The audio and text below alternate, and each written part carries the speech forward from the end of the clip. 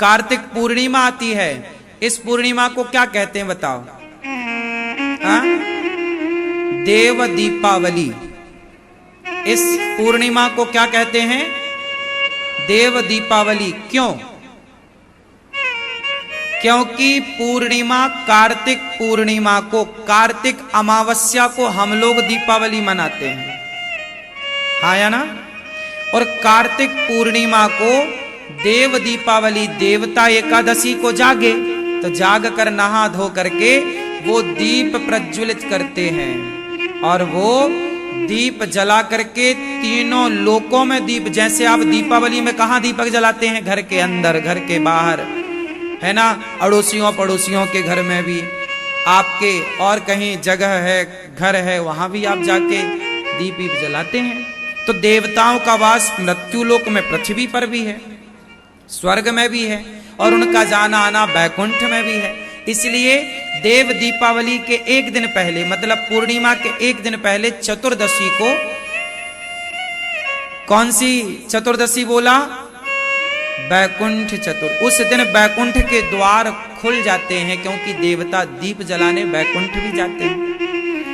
तो देवताओं की दीपावली कार्तिक पूर्णिमा है, इसलिए इसे देव दीपावली कहते हैं। तो देवता जाग कर, नहा धोकर, भगवान का ध्यान करके, फिर सभी देवता मिलजुल करके भोर में सवेरे सवेरे वो दीप जला करके दीपावली मनाते हैं।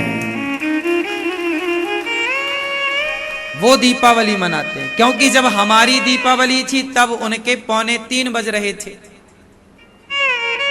3:45। क्यों? फिर आई एकादशी तो सवेरा हुआ, जागे, अब वो दीपावली मनाएंगे। और जो चतुर्दशी आएगी, जिसे बैकुंठ चतुर्दशी कहते हैं, उस बैकुंठ चतुर्दशी में भगवान श्रीमन नारायण की पूजा करनी चाहिए दीप जला करके। और पूर्णिमा को हम सबको पूरे दीपक जलाने चाहिए। पूरे दीपक कितने? महीने के 30 आप जलाओ। वो तो देवताओं की दिवाली है, तो देवताओं के संग हम भी मनाएं, तो बुराई क्या है? कुछ दीपक जला लो, 5, 10, 11 जलाओ और उत्सव मनाओ। तो ये कार्तिक माह, मैंने आपको एक दिन पहले बताया, कुछ दिन पहले बताया, कि कोई आपसे सवाल करे कि सनातन धर्म में वो कौन सा महीना है जिस माह में सबसे ज्यादा त्योहार होते हैं? तो कार्तिक ही वो माह है जिसमें सबसे ज्यादा सनातन धर्म के एक साथ त्योहार आते हैं। धनतेरस कार्तिक में है ना, दीपावली कार्तिक में, भाई दूज कार्तिक में, गोपाष्टमी कार्तिक में, और छठ पर्व कार्तिक में। छठ पर्व कब? कार्तिक में।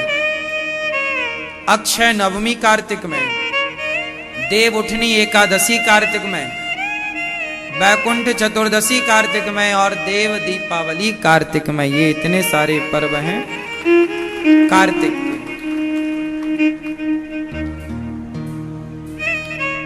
और किसी महीने में इतने सारे पर्व नहीं होते हैं।